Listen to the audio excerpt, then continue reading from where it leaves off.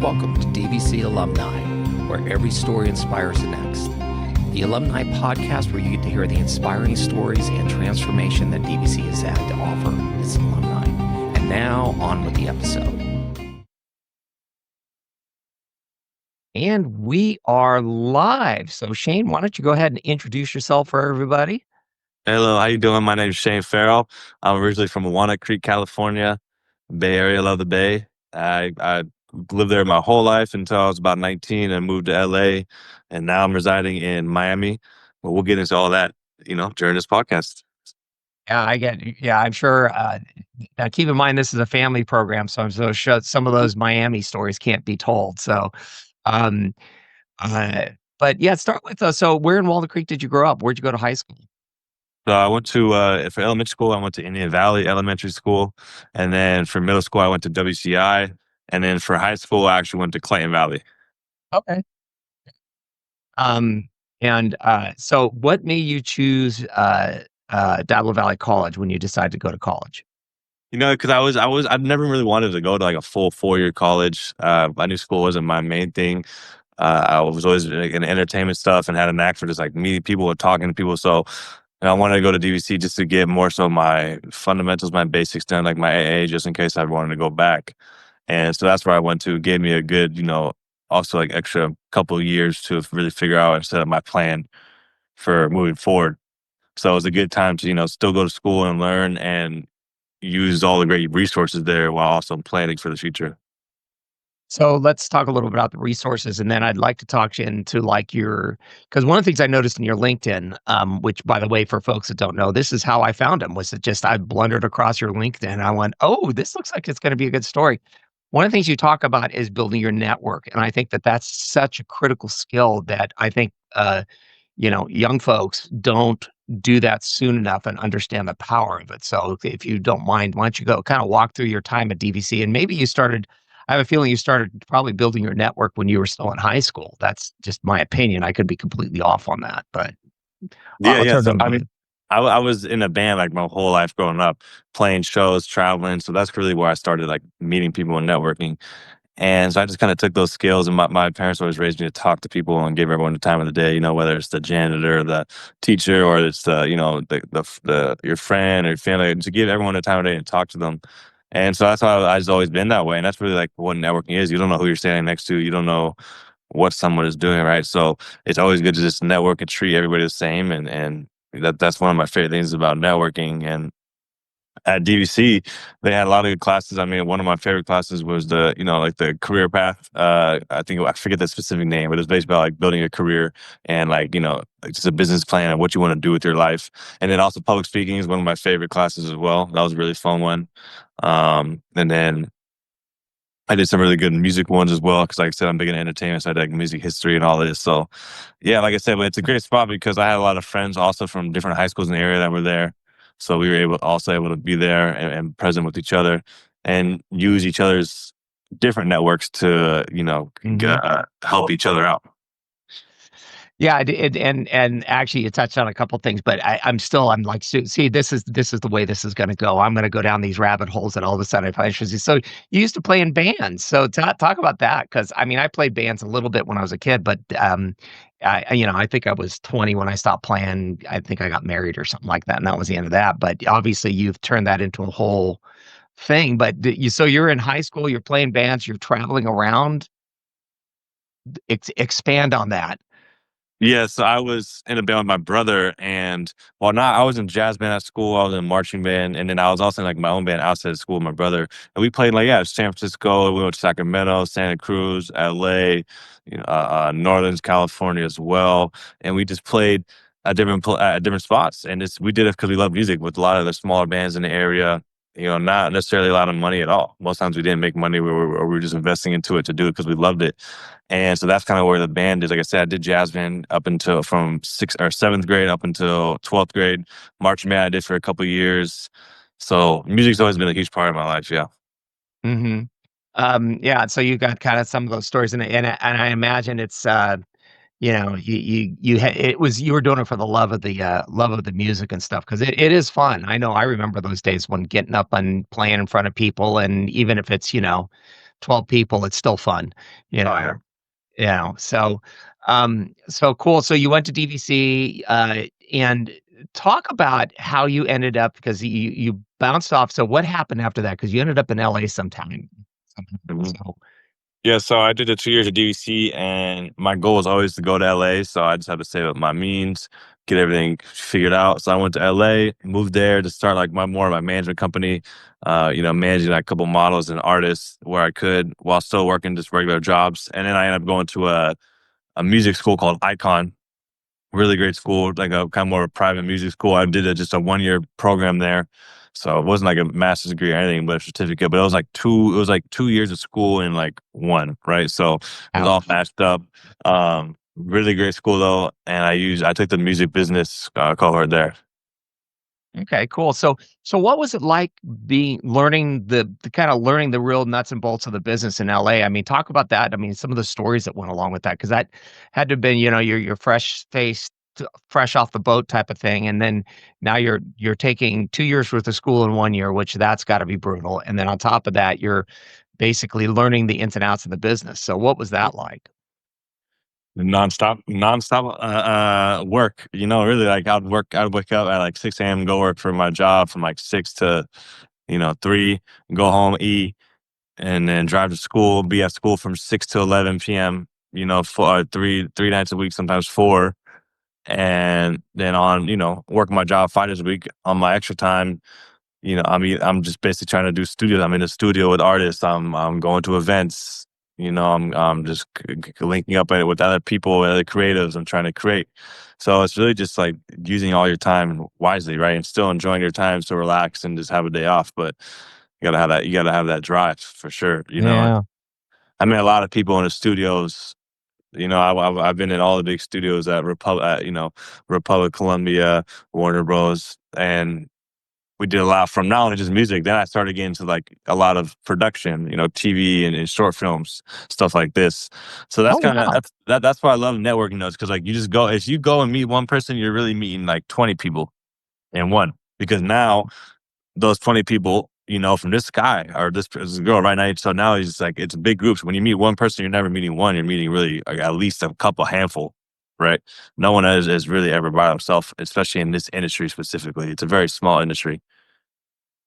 Well, and I think to your point, meeting one person is never you don't meet that person. You meet them and everybody they know, and that's where it's like it's well, you talked about it earlier, where well, for one thing, I believe you should be nice to the janitor because if you lock your stuff in the room, he's the guy that's gonna he or she is gonna be the person that gets you back in the room, but when everybody else is left for the day. So, I mean, and that's the least that they're gonna be able to do for you. And at DVC, we have a lot of the maintenance folks that we've gotten to be really good friends with because, I mean, they love to help people that are nice to them. Everybody does, and so um, but um, but so what is it like to work production? I mean, talk about kind of the nuts and bolts of that. So you talked about you were working production with talent. So you're in the studio and you're doing something. Are you participating in the creative process, or what does that look like? Yeah, I mean, it's definitely case by case. There's sometimes where I'm helping write the music, and there's other times where I'm just doing stuff on my computer, just managing, make sure everything's getting done. And a lot of times I'd be doing like, brand deals and partnerships and stuff like that as well. A lot of the business side of stuff. Cool. Right. So really when you're managing, you're taking care of everything from you can be taking care of everything from brand development to kind of even the sound to some degree. It's like A to Z. It's really like a lot of babysitting, and that's kind of why I stopped the management company and now I have the marketing company. Um, I love music and that's why I did the management company. But like I said, it's just a lot of it. There's a lot of like babysitting 24/7 that limits your capacity to do anything else. And so ultimately, you got to have good business acumen and make that strategic decision and whether it's worth it to you or not. To me, it wasn't. So that's kind of why I stepped away from that. So, yeah, and I mean, I imagine that at some point it's like at first it's kind of an ego drive, and then after a while it's just kind of like, this isn't fun anymore. So, um, so at one point you went from LA to Miami, Fort Lauderdale, it looks like. How did you make that transition? What was that like? And how is the talent different of LA to? the Florida area. What's that look like? Yeah, so I was living in LA for a while, for about 3 to 4 years, and then I had a client, and he had some good success, and I had some other clients in Miami, so I was like, I'm just gonna move to Miami, and he was in Miami, so I came out here, and I've been here now for a little over 2 years. Been out here in Miami, I love it. I mean, it's just a lot more. It's a new city, right? LA is like a very classic city, right? So of course it has its roots and has all its production. There's always a lot of stars gonna be there, but Miami's a new city, a lot of new tech, new money. It's way a lot very multicultural. You get people from all over the world here, really all over the world. So that's one of the things I like about it. It's a lot of tourism. So it's always people that, have money, that want to spend money, that are doing things that are generating lots of revenue. They are coming to Miami to celebrate or, explore new partnerships. So it's just a good hub to be like, you really are who you surround yourself by, whether that's in your inner circle or even like the environment you live in. If you live Yeah. in a small town in a country, it's going to be harder to expand your network and meet more people and get more opportunities than you will be in Miami. So it's just, that's how it works. Yeah. So the music scene there versus LA, talk about that because I was reflecting on that. I mean, for one thing, I know the food scene is very, very different, in a lot of ways. It's fantastic, as is the LA food scene, but again, it's different. But yeah, talk about like the music and the talent scene. What's like some of the biggest differences you see? And maybe you got a story or two to share. The town is definitely more like fashion based. A lot more fashion and models, as well as a lot more electronic music. I would say a lot of electronic. Um, Sports. Obviously, a lot of just like public figures as well. Like all the biggest streamers from Kai Cenat to Ishow Speed, Aiden Ross. They all live out here. All the big artists, music artists. A lot of them have houses here. All the athletes and the Aussies, and they all come here. Has the best weather. It's always sunny for the most part, good energy, good vibes. And like I said, the creative juices are always flowing in Miami. So that's why a lot of people come out here, to be honest.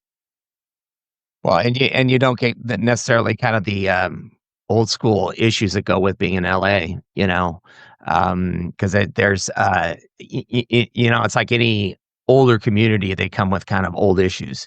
Um, so, yeah, I can see where that would be attractive. So Yeah. so, And I don't do the music stuff too much for that here. Like since I've been in Miami, it's been a lot more of the market side of things. Like for instance, I just like about 2 weeks ago, maybe I had Mario, the R&B singer.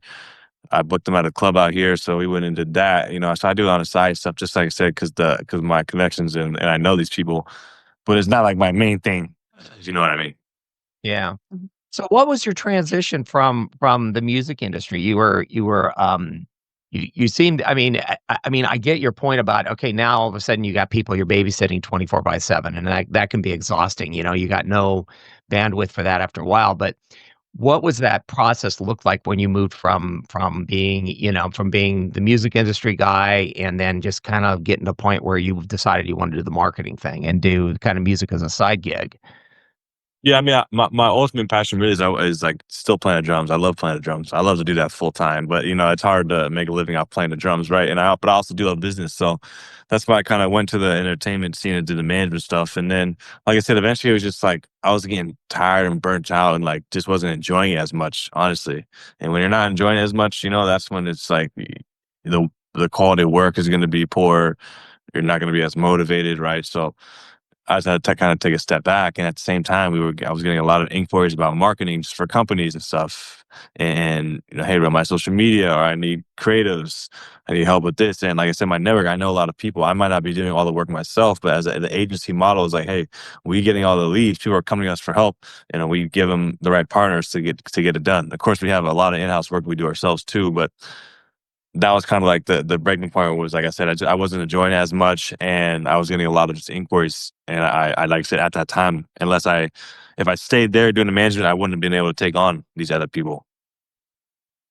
Well, and it's almost like it was like the perfect storm, where you're getting tired of one thing and the other thing just started taking off, and so it's kinda like, "Okay, well, I don't like this anymore." And, and here's this other thing that looks like it's gonna be a lot more fun, and I'm certainly well, and also I like the agency model, and I think that speaks good of, like, any company is where it's just like, yeah, you hire a company and then they break up the project so they're not it's not you're not hiring basically when they hire you, they're not hiring a one-man show, and so you've got the opportunity to tap into all that different creative that you know from all these people. So as you've moved forward, have you always I mean, it sounds like you've always been a networking kinda guy, I wanna be very careful about this because I believe networking is absolutely critical, but not in the, "Hey, how you doing?" Where you wanna go wash your hands after shaking hands with that guy. What's your net I mean, when you network, what does that look like as far as are you just like you'll go talk to anybody in a coffee shop or what's your kind of like has always been kinda your gig as far as networking goes? Yeah, I mean, really, like, I just talk to people, like I just talk to everyone, like I said, when you go to the store, a lot of people like to go to the store and they don't talk to none of the workers. They don't even make conversation with the cash register. All this like simple stuff. It starts there, right? That's the foundation.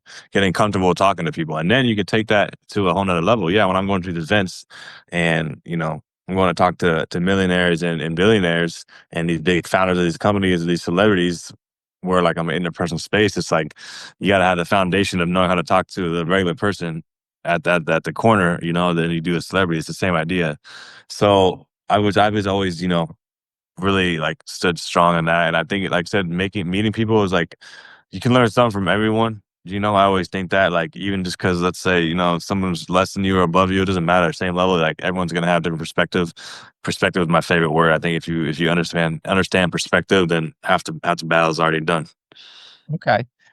Well, and so we're gonna dig into something here. It's like you talked about something because most people, they get kinda comfortable with networking, Yeah. and, well, in like a DVC, it's like I've started teaching a class every semester. It's like I come into some of the business classes, and I teach them kind of basic, this is how you go to a networking event, and it's about part of it is basically giving them enough stuff to be comfortable with walking into a room of a bunch of people that they may or may not know. But the other part of it is just getting the repetition down. But something you talked about, which I think would terrify most people, especially, you're a community college student and you're going in to go talk to somebody who's a billionaire about whatever product or whatever project they want you to build yourself up to that. Or was that like something always that you were able to kind of wrap your arms around? Yeah, I think I've always been, like I said, this being raised, like I said, my parents always pushed me to talk to everyone and stuff, right? And just be social in general. I've always been a social kid. I definitely think it's partly just my natural talent and gift and abilities, of course. But like I said, I also always made that an emphasis. Like always, every time I go to an event, hey, I'm gonna go talk to at least 10 people. I'm not just gonna go to an event and stand in the corner. Like, what's the point of going to the event? You know? And it's also a lot about the follow-up game. Like follow-up is even bigger. You can meet someone, but are you gonna follow up them the next day? Are they gonna remember you? So follow-up's even more important. But like I said, before you get to the follow-up, you still gotta know how to talk to people. But can you can you Well, can you repeat the exact question again though? I don't think I Well, and answered. it says, how did you get to a point? Well, no, actually, you touched on a bunch of stuff that I believe in too, but it's like, how did you get to a point where you felt confident enough to go talk to a millionaire or a billionaire? I mean, sometimes it's like you gotta just give yourself that false confidence, even though you might not know. You have to. You gotta push the boundaries. Honestly, I've been in plenty of situations to where like you just gotta go for it, even if you know that you're not maybe as knowledgeable as what you should be, whatever it is, right? But ultimately, these people are just people at the end of the day. So it doesn't always have to be about it. To go up to them and have a casual conversation, and find something that you guys both like or enjoy, and that's the basis of a relationship. So it's not only that you're not always going with these people to just talk business. There's plenty of times where I'm talking to these people and then about personal stuff. And then later, maybe an hour later in a party, I'll talk to them again and get his contact, and then we'll talk business later on, a month down the line. I mean, I remember when I did the BMW collab, I had met the CMO of BMW USA and out here at Art Basel, like an event, and he gave me his number on WhatsApp, so whatever. I'm following up with him for like 2 months, and then finally 2 months later, he responds like, "Hey, like I got like 5 minutes. I can call you real quick." I call him, give him my pitch, and then connect me to the right people.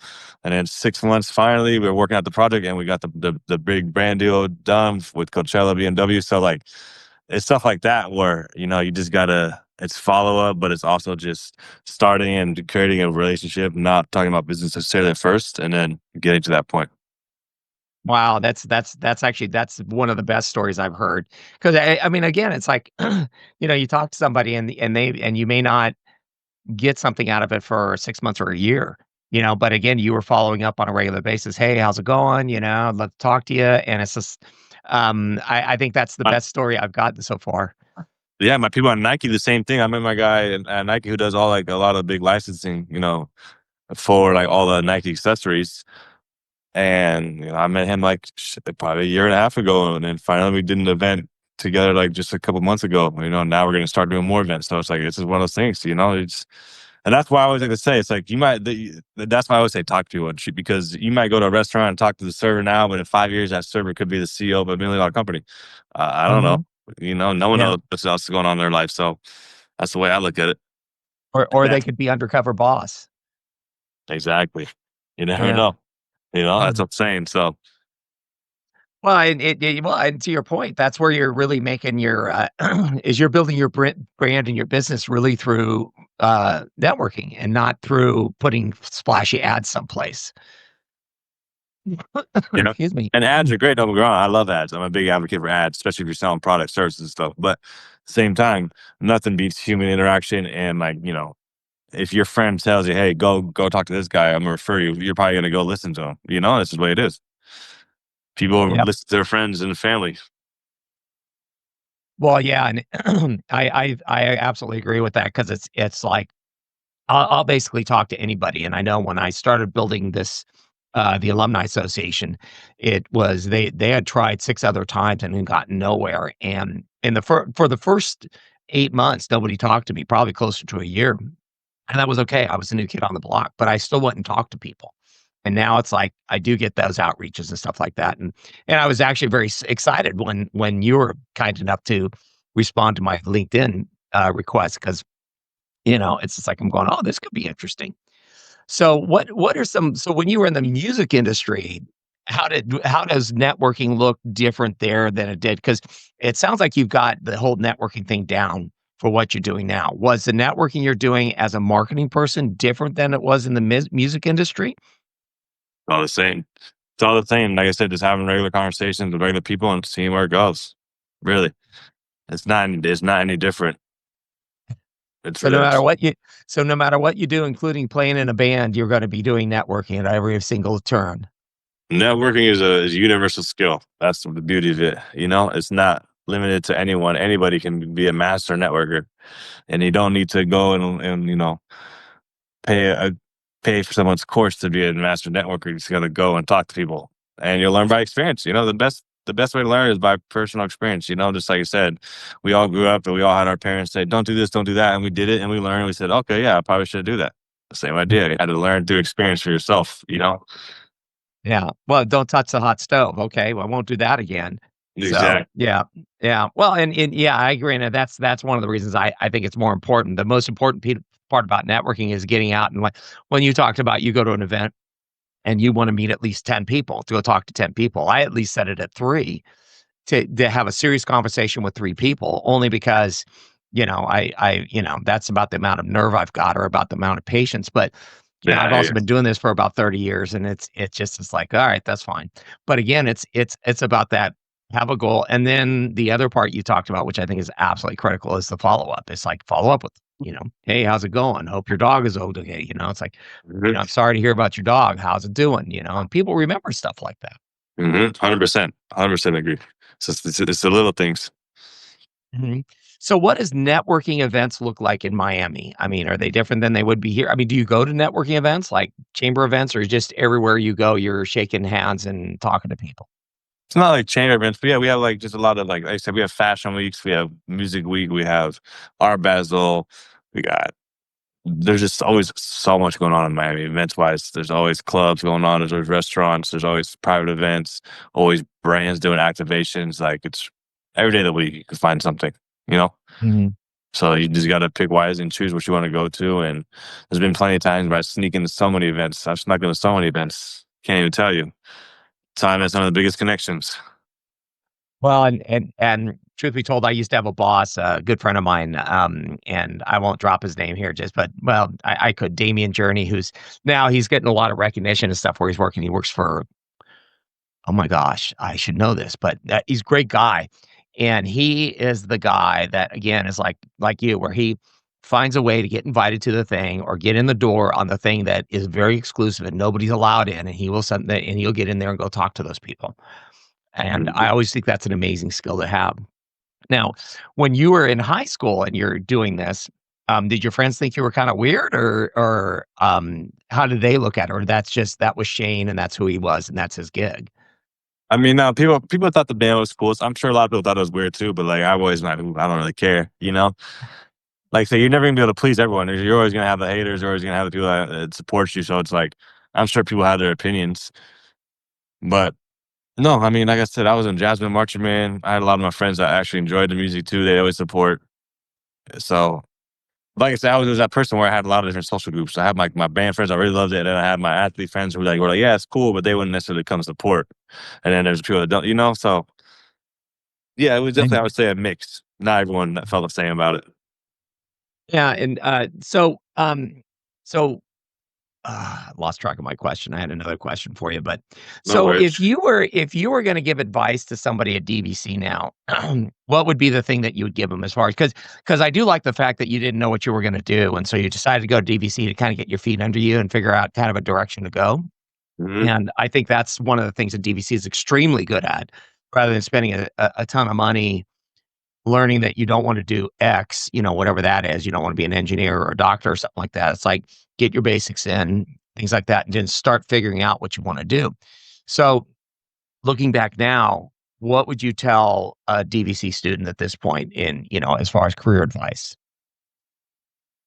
I would say just try to figure out what it is you want to do and focus as much of your energy as you can onto that and do whatever it takes. It's not going to be easy, whatever it is, no Mhm. matter what career path it is, but just focus on, and lock in on it. And, I love the saying like signal versus noise ratio, right? It's like Yeah. that's always a good one. So try And to we'll get it we'll talk all. about what that is, and we'll let you because I just saw a thing about that, but talk about the signal versus noise. Yeah, yeah. So like, kind of exactly like that clip. I just seen that too. But it's like Steve Jobs used to practice way back in the day too, right? With Kevin O'Leary. And yeah, the signal versus noise, like there's so much noise out. Like the signal, like pick 3 to 5 tasks every day that you have to get done that you'll get done. And that's the signal that you need to be locked in on. Everything else that is just noise, whether that's, you know, go in and doing another task that needs to be done in business or trying to plan for the future and your vision, like, but just focus on those 3 tasks and block out the noise and you're going to be a lot more productive, right? So definitely those 2 things, and then, but most importantly, networking. Like I said, get out there and meet people, go to events, whether it's in your town or invest in yourself. Travel, I think travel is really good. Go to LA for a weekend and go to an event and just put yourself out there in the world. Like if you want to be you know, eh, oh, especially nowadays in social media, like the more you do these types of things, it's only going to be better for your brand as well. And I'm on social media because I have to really, but I'm not a big social media guy. Like, I don't post every day. I really don't post that much at all.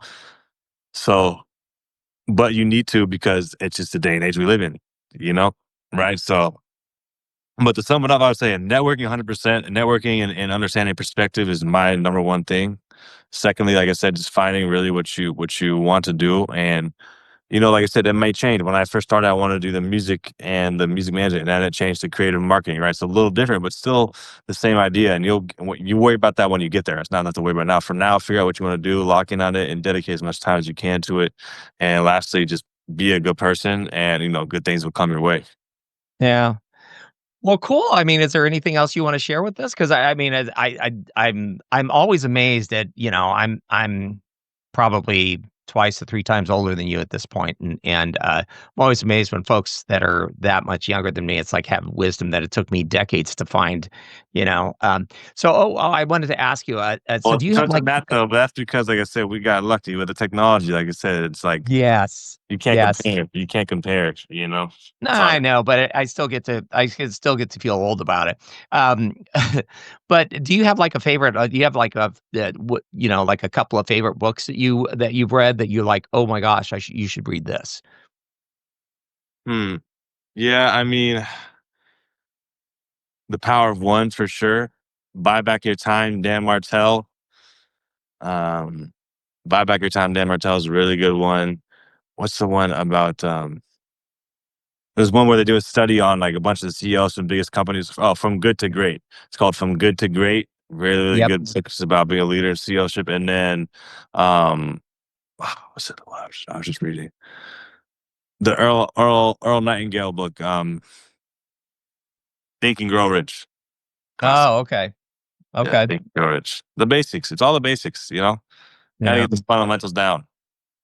Yeah, one And of my my favorite podcast that I recommend everyone watch is Diary of a CEO. I watch every episode. yes. It's the best I love that podcast. one. I love that. That's a great one. One of my favorite books is Atomic Habits. Oh my god, it's yeah. Love that book. Love it. And there was another one that recently I haven't gotten into yet, but I just got it.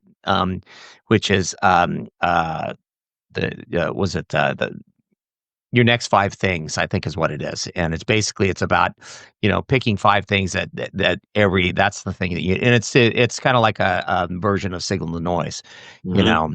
Um and that's another one that's good. But yeah, I do like that. So Yeah. what And most part I say if you guys want to watch TV and stuff, try to watch like documentaries, something you can learn something from. I love watching documentaries and history stuff. what's your favorite documentaries right now? The hard one. That's a hard one. I mean, right this second I'm not watching one, but let's see what I just recently watched. I love the Napoleon documentary, or the Napoleon one's really good. I know it's a little bit like more on the movie side, but it's still really good. There's a lot of really good series on Netflix, and also HBO Max has really good documentaries. Yeah. So they have, I mean, what they have everything from war documentaries to to finance documentaries to like I said biographies about people. I mean, it's just better real life stuff. You can always learn. Yep. Yeah. Oh, I agree. I agree. It's like once in a while, it's good to do other things. I like watching on the Space and Beyond channel on Fire on Amazon. They have how the universe is, basically how the universe is made or something like that.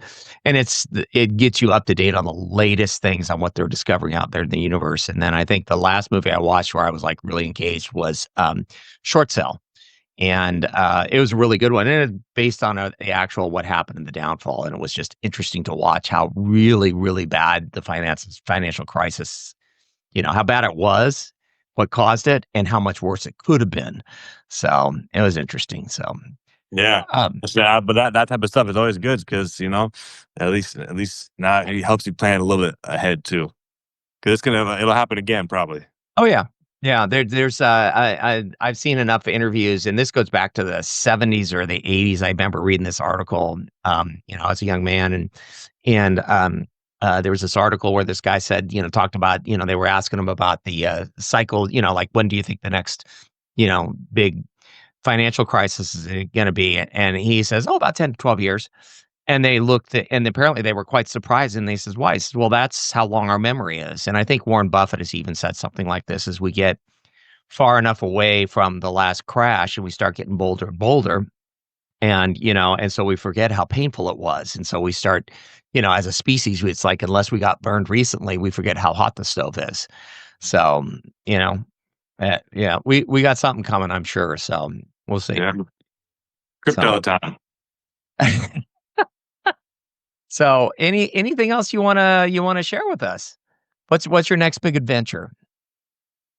Next big adventure is I'm part equity owner in this company. We own the IP to the word weed and smoke. So we just launched a big partnership with Wiz Khalifa and Khalifa Kush. We got that coming up, and that's probably the main one I'd say. Man, okay. And so you own the intellectual property, and now you'll be developing that as a brand and all that good stuff.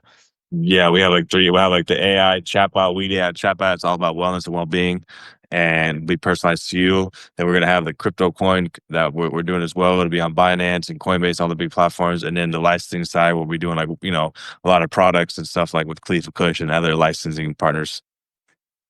Man, you got your irons in all the fires, don't you? I got to. They always say don't spread yourself too thin, but you know, if you got enough liquid, then you can spread yourself as much as you need. I Yeah, like I to I think of my actually body think as a glass of water. So every time I do, probably I dump some out, But you can, well, as long as as you long as you can manage. yeah, well, and the thing is you're probably like me, you see like, "Oh, that looks interesting." It's like, "I gotta go do that." And I have a feeling that you're off there doing things that are fun, or at least you find them fun. Yeah, So, of course, of and course. that matters a lot. Well, cool. Well, I appreciate your time. I will get this all put together and I'll send you over a premiere copy. So let's sign off now. Thank you for being here. Hang on after we sign off. So, and we'll end it there. Thank you for tuning in to DVC Alumni, where every story inspires the next, the podcast for the DVC Alumni Association. You can contact us at alumni@dvc.edu with any comments, and be sure to leave a like and subscribe to our podcast.